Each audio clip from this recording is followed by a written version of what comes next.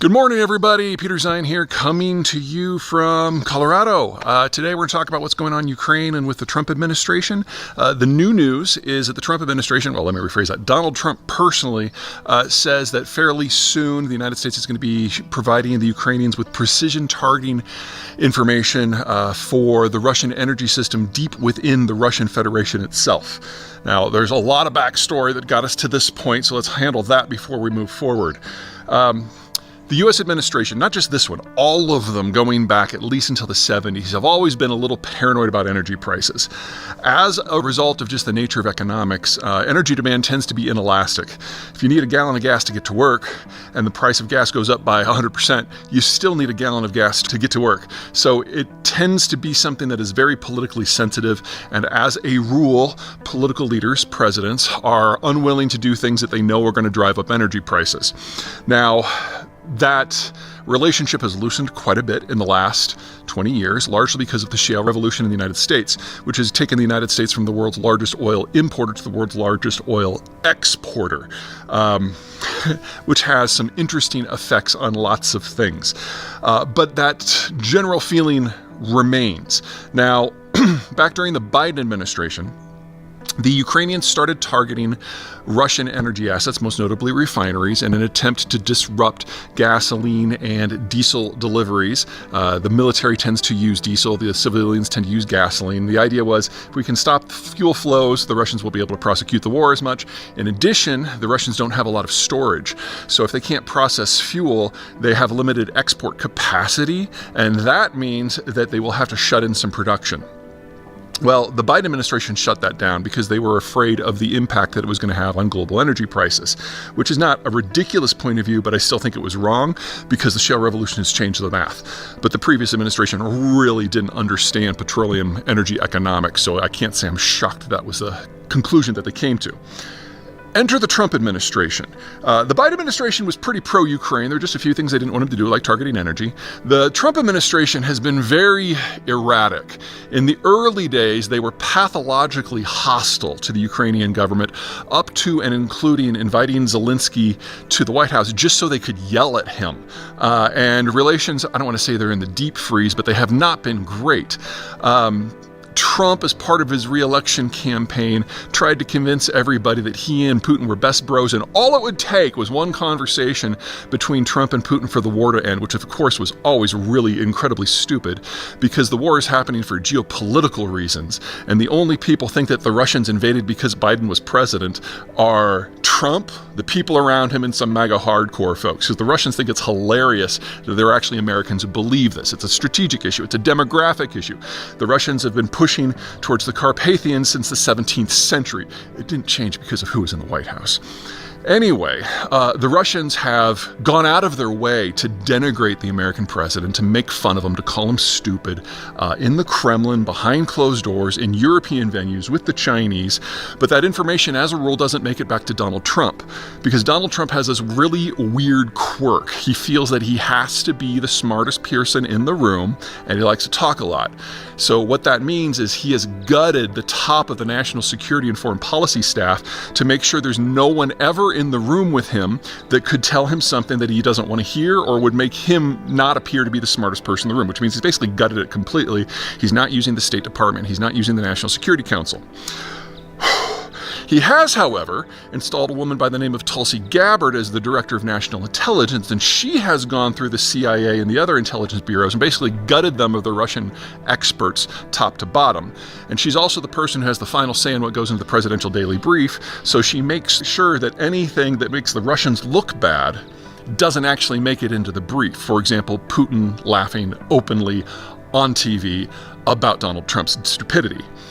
Anyway, will this time be different? Because we've had lots of periods where Trump has got an inkling that something is wrong, and then Tulsi Gabbard has talked him down, or Putin has talked him down. Maybe. And the reason is because there's another personality involved, and this person is absent. His name is Steve Witkoff. Now, if you remember back to Trump 1, Jared Kushner was all the big deal. Smart guy, basically served as a presidential envoy and actually got a few things done. For example, the Abraham Accords, which is some of the proto-peace deals between the Israelis and some of the Arab states. Kushner wanted nothing to do with Trump 2. He saw how the sausage was made from the inside in Trump 1, and he and his wife, who is Trump's daughter, just bugged out. And so it's the dumb sons that are actually in the White House now. Anyway, I'm getting off track here. Where was I going with this? Oh yeah, Witkoff. So Witkoff has no foreign policy experience, and Trump basically entrusted him with the entire portfolio for all negotiations all over the world, all of which have gone really badly. So when Witkoff shows up at the Kremlin, the Russians sit him down, they tilt his head back, and they pour gallons of Russian propaganda down his throat. He goes then back to the White House and vomits that up in front of the President of the United States, and that becomes gospel, and that is the primary reason, combined with Tulsi Gabbard, as to why we've really seen no movement. But things have changed recently, because a couple months ago, if you remember, there was a summit directly between Donald Trump and Vladimir Putin, and it was supposed to last for several hours, and it was over very, very quickly. Putin thought he had Trump completely wrapped around his little finger, and if you look at policy from the last 6 months, that's not exactly a shock.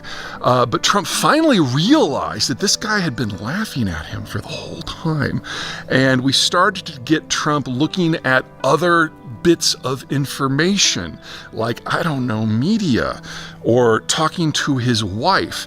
And he started to realize that he had been played the fool and that he was acting like a fool, and that perhaps the only way to change things was to change policy. I mean, wild idea, I know. So we now have this potential change in policy. The Ukrainians have started targeting Russian energy infrastructure again, mostly going after refineries, but going after some pipeline places. And they've probably now reduced Russian refining capacity by 25%. Quick addendum, in the 36 hours since I recorded the video before we could get it to you, there have been a lot of big bada booms in Russia, and that number is now up to 40%. So 40% of Russia's refining capacity has been taken offline. So, oh my God, which is the most it's been offline since the Russian collapse back in the 1990s, the post-Soviet collapse. If the Trump administration actually does what it's talking about doing, U.S. satellite guidance, combined with the weapons the Ukrainians already have, would be capable of targeting individual pumping stations anywhere in Western Russia. And the Russians export about 5 million barrels a day through their various methods, about 2/3 of that going out through the Baltic Sea and the Black Sea, which are all within range of Ukrainian weapons. If you take out just a couple of the pumping stations per pipe, those exports go to zero.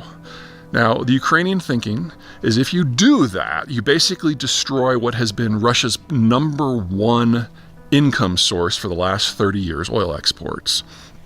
And then countries like Iran and China, which have been taking money from Russia and sending them drones and drone parts, will have to decide whether they want to directly subsidize the Russian government's war in Ukraine.